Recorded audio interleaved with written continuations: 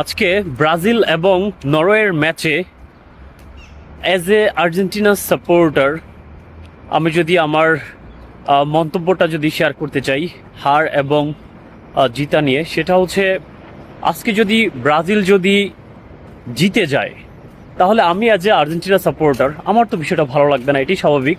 কারণ পক্ষ এবং বিপক্ষ দলের যে ফিলিংস সেটা তো এমনই হয়।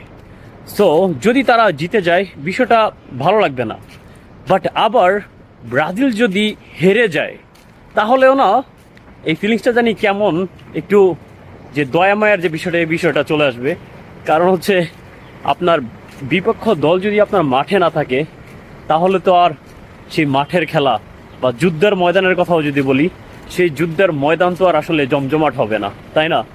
সো এই জন্য একটু মানে দ্বিধাদ্বন্দ্বের মধ্যে পড়ে গেছি যে হার জিতা এই বিষয়টা নিয়ে।